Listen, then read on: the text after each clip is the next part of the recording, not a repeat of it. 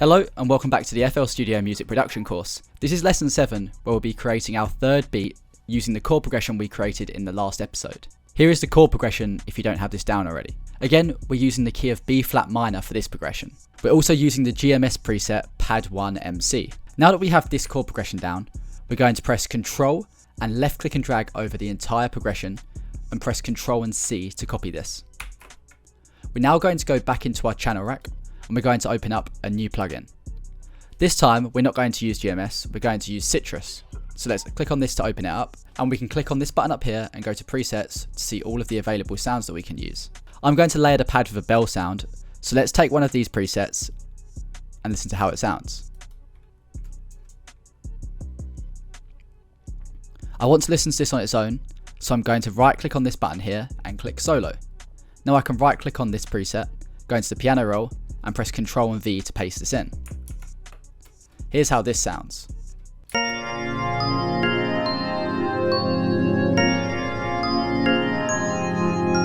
I'm not a massive fan of how that sounds, so I'm going to go through the other presets and listen to these. We can simply do this by pressing this arrow or this arrow here.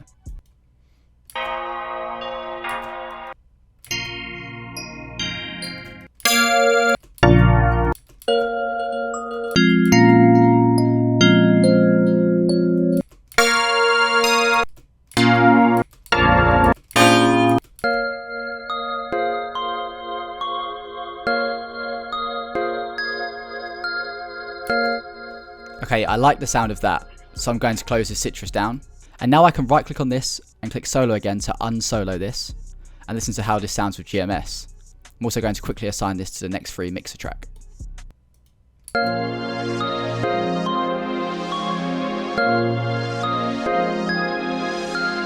Now we're going to add a synth bass line in, so let's click the plus and let's go back to GMS. Now let's listen to the bass presets inside of GMS to see what we like the sound of.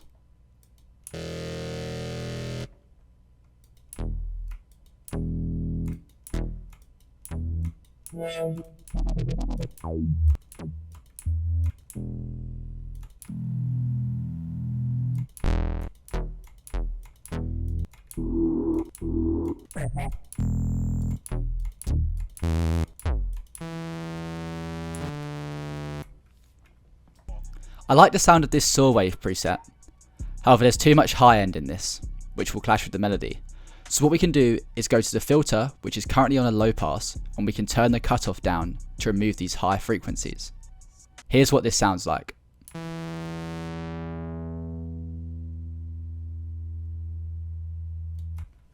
Around 35% is where we want it to be at. We can now close this down, assign this to a new mixer track, right click on it to go back into the piano roll, and let's copy these bass notes. We want to elongate these, so a quick keyboard shortcut for this is to select all of this by pressing Ctrl and left click and dragging, and then pressing Ctrl and L. This sometimes doesn't increase the last note, so we'll just need to simply do this ourselves. Here's how this now sounds.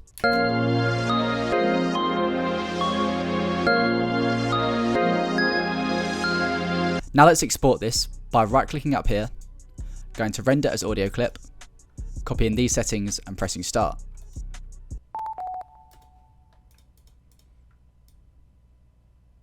We can then click this button to go back into the playlist, then open the channel rack, assign this to a mixer track and drag this into the playlist.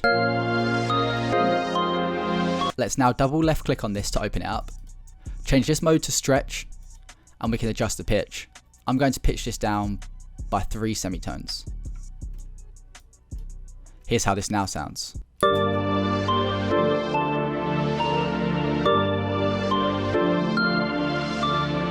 We're now going to open up the mixer and add some effects to this. This is in mixer slot 8, which we can see on the channel rack. So now we can go over here. We're going to start by adding a reverb.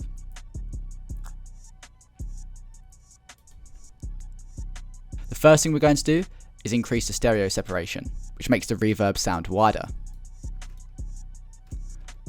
We're then going to increase the low cut so that the reverb isn't applying to the low bass frequencies.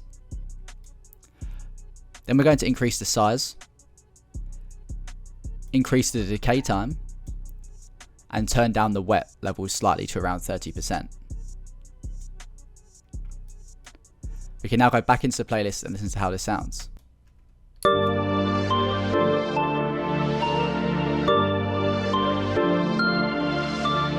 Finally, we're going to go back into the mixer and add a fruity parametric EQ2 to cut out the lows in the bass so that we can add an 808 bass line later. We'll do that by going to presets, 20Hz to 18 kHz cut, and dragging this to around 100Hz. Again, we're going to automate this using an automation clip later, which we went through in a previous video. One other thing that I want to do is create room in the higher end so that we can add a counter melody in. So what we're going to do is go to our EQ and drag the low pass filter along to the left. As you can see, this is quite a steep curve and it's going to be quite a harsh cutoff. So we can change this here by left click and dragging up or down to change the steepness. We're then going to drag this to around 2000 Hz. Here's how the melody will now sound.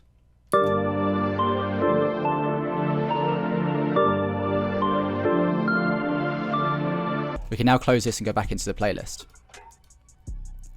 We can now open a new pattern and go back into the piano roll. Remember, we've pitched this down by 3 semitones, so we're now in a different key. Instead of being in B flat minor, we're in G minor. So let's go to scale highlighting by clicking this button here, going to view, scale highlighting, and changing this down 3. 1, 2, 3, which is G minor. Now we can add a counter melody. So let's click on the channel rack, press on this plus sign, and let's use Citrus again. Let's go into the presets, and let's use a synth. Let's listen to how these synths sound.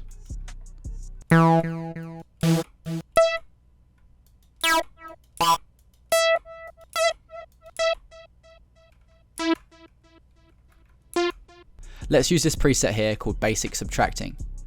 Let's close that, assign this to a new mixer track, and right click on it to go into the piano roll. Now what we can do is if we go back into the playlist, we can click on pattern 3 here and add this in and elongate it so that whilst we're playing in the piano roll, we'll also be able to hear this pattern playing in the background so we can figure out what counter melody sounds right. I'm going to add a very simple pattern here. So let's start on the root note, which is G, shorten this, and try to come up with a pattern that sounds good.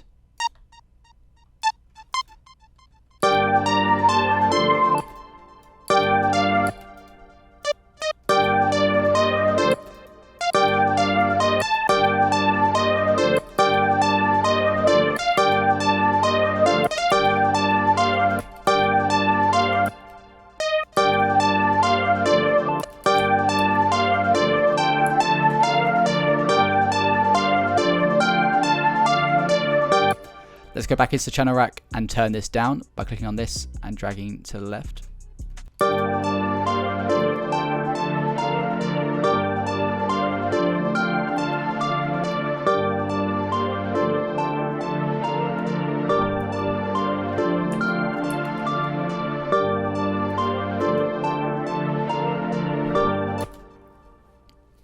Right, now we've got a melody and a counter melody down, and it's time to lay down the drums.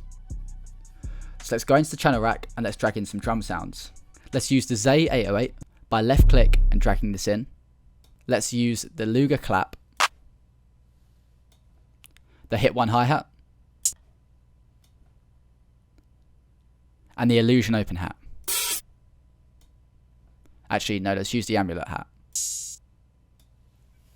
Now let's go to a new pattern. Let's click on our 808. We're now going to cut it by itself. And we're going to change these envelope settings by dragging down the attack, increasing the hold, dragging down decay, sustain, and release. This simply means that when we play an 808, it will only play for the length of the note, and therefore no notes will overlap. Now let's go back into our original pattern, and we're going to go into the piano roll of the bass line. We're going to drag over this and press Ctrl and C to copy, go into our new pattern, go into our 808 bass, and paste this in. Remember, we've got to pitch this down 3 notes because we pitched a melody down 3 notes after rendering it as an audio clip. If we play this, we'll hear that the pitch is too low. So let's press Ctrl and up to pitch this up 1 octave. This will now sound better. I've actually decided that I want to pitch the G up an octave as well. Let's now draw in a simple 808 pattern.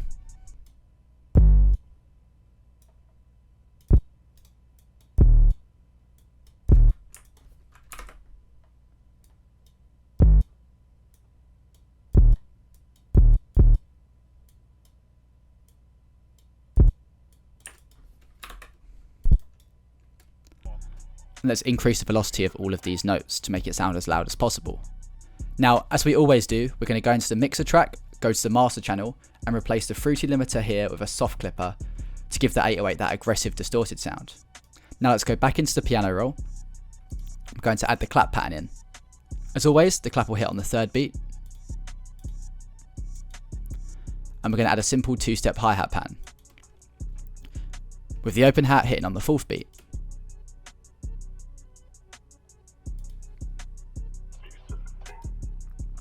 Here's how our drum pattern now sounds.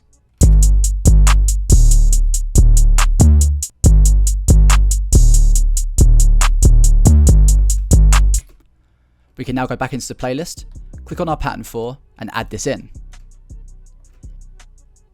Here's how our beat now sounds.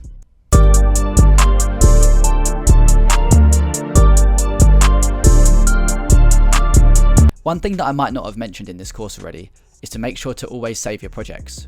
We do this by simply pressing File and clicking Save As. As you may also notice from this video, we've created this beat pretty efficiently.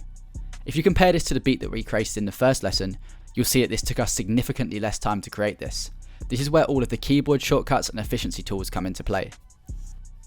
We can now right click on pattern 4 and go split by channel, delete all of these, and then drag these in over here. Now we can structure this beat. We're simply going to drag the drums over here, take away the counter melody, drag over this and press Ctrl and B to duplicate, and add the counter melody back in on the second half. Now, as we mentioned earlier, we're going to create an automation clip for the bass on the melody, which was insert 8. We're going to right click here, go to create automation clip, and we're going to have it so that the EQ applies when the 808 bass is playing, but not at the beginning of the track. Here's how our beat now sounds.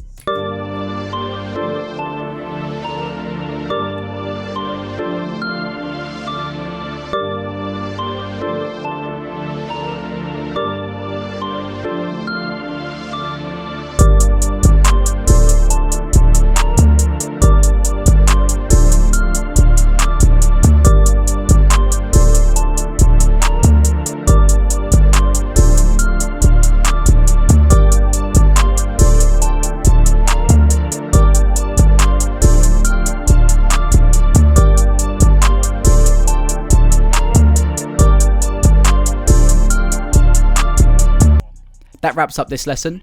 We've now created a beat using the chord progression we created using our music theory knowledge from last lesson. We're now getting way more efficient at creating beats. And we can now start making our beats sound more professional by getting into the more advanced elements in the next few lessons. In the next lesson, we're going to go through sampling, which is a completely different way of making beats.